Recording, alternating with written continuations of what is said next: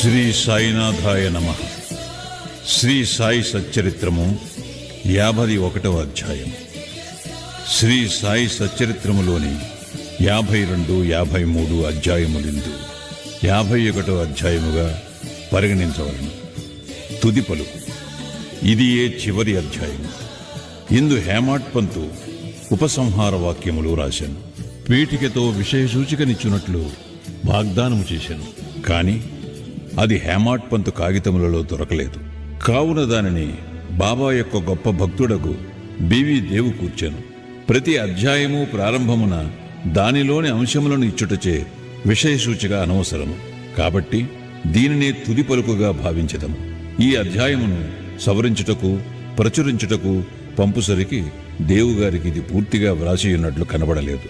అచ్చటచ్చట చేతివ్రాతను పోల్చుకున్నట్టు కూడా కష్టముగా నుండెను. కానీ అదంతయు ఉన్నదున్నట్లుగా ప్రచురింపవలసి వచ్చాను.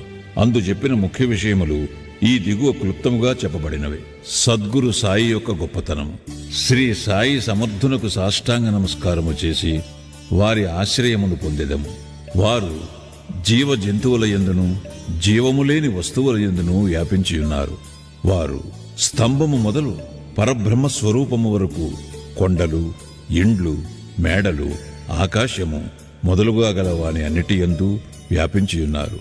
జీవరాశి అందంతటను కూడా వ్యాపించియున్నారు. భక్తులందరూ వారికి సమానమే.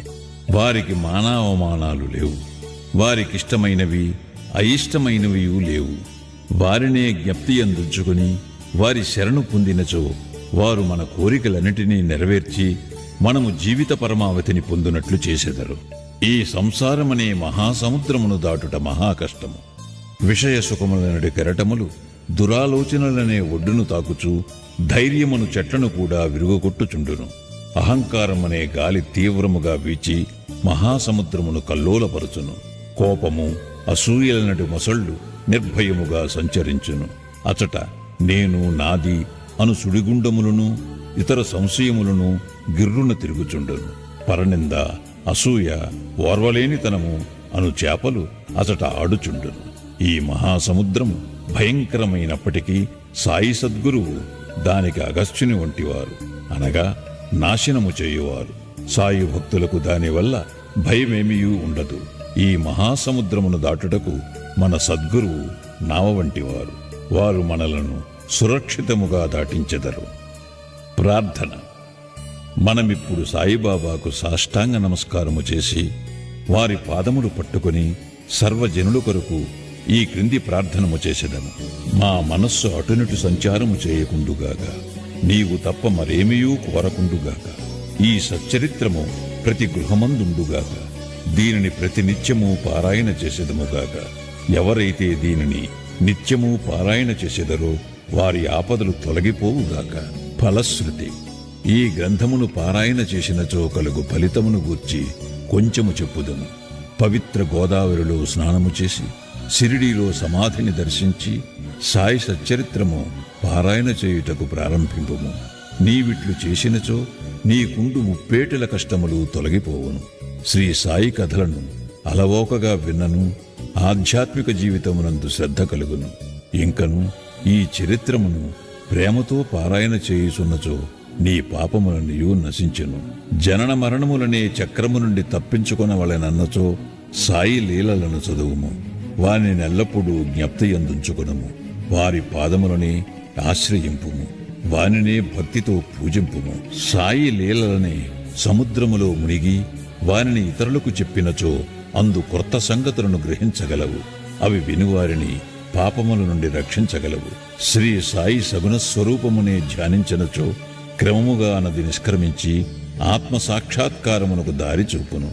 ఆత్మసాక్షాత్కారమును పొందుట బహు కష్టము. కాని నీవు సాయి సగుణ స్వరూపము ద్వారా పోయినచో నీ ప్రగతి సులభమగును. భక్తుడు వారిని సర్వస్వ శరణాగతి వేడినచో అతడు తాను అనుదానిని పోగొట్టుకొని నది సముద్రములో కలిగినట్లు భగవంతునిలో ఐక్యమగును.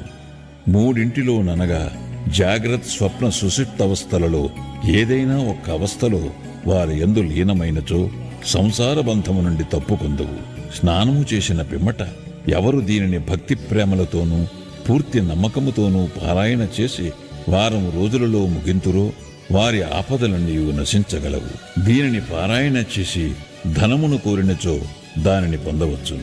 వర్తకుల వ్యాపారము వృద్ధి అగును. వారి వారి భక్తి నమ్మకములపై ఫలము ఆధారపడి ఉన్నది.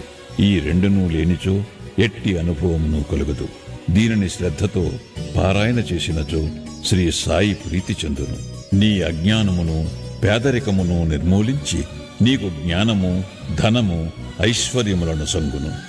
కేంద్రీకరించిన మనస్సుతో ప్రతిరోజు ఒక అధ్యాయమును పారాయణ చేసినచో అది అపరిమితానందమును కలుగుచేయును. ఎవరు హృదయమునందు తమ శ్రేయస్సును కోరెదరో వారు దీనిని జాగరూకతతో పారాయణ చేయవలెను. అప్పుడతడు శ్రీ సాయిని కృతజ్ఞతతో సంతసముతో జన్మ జన్మల వరకు మదిలో నుంచుకొనును.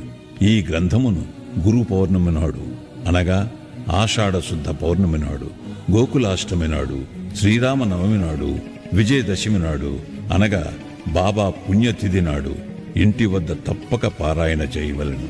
ఈ గ్రంథమును జాగరూకతతో పారాయణ చేసిన ఎడల వారల కోరికలన్నీ నెరవేరును. నీ హృదయమునందు శ్రీ సాయి చరణములనే నమ్మిన ఎడల భవసాగరమును సులభముగా దాటగలుగుదు. దీనిని పారాయణ చేసిన ఎడల రోగులు ఆరోగ్యవంతులగుదురు, పేదవారు ధనవంతులగుదురు, అధములు ఐశ్వర్యమును పొందుదురు. వారి మనస్సునందు గల ఆలోచనలన్నీ పోయి తుదకు దానికి స్థిరత్వము కలుగును. ఓ ప్రియమైన భక్తులారా, పాఠకులారా, శ్రోతలారా, మీకు కూడా మేము నమస్కరించి మీకొక మనవి చేయుచున్నాము. ఎవరి లీలలను ప్రతిరోజు ప్రతి నెలా మీరు పారాయణ చేసితిరో వారిని మరువవద్దు. ఈ లీలలను ఎంత తీవ్రముగా చదివెదరో వినెదరో అంత తీవ్రముగా మీకు ధైర్యము ప్రోత్సాహము సాయిబాబా కలుగుజేసి మీచే సేవ చేయించి మీకు ఉపయుక్తముగా నుండినట్లు చేయును. ఈ కార్యమందు రచయితయు చదువరులను సహకరించవలను. ఒండరులు సహాయము చేసుకుని సుఖపడవలను. ప్రసాద యాచనము. ఈ గ్రంథమును సర్వశక్తిమయుడైన భగవంతుని ప్రార్థనతో ముగించదము. కారుణ్యమును చూపుమని వారిని వేడెదము. ఈ గ్రంథమును చదువు భక్తులు హృదయపూర్వకముకు సంపూర్ణ భక్తి శ్రీ సాయి పాదములందు పొందెదరుగాక. సాయి సగుణస్వరూపము వారి నేత్రములందు నిలిచిపోవునుగాక. వారు శ్రీ సాయిని సర్వజీవములయందు చూచెదరుగాక. తదాస్తు. శ్రీ సాయినాథాయ నమః. శ్రీ సాయి సచ్చరిత్రము సర్వము సంపూర్ణము. సద్గురు శ్రీ సాయినాథార్పణమస్తు. శుభం భవతు.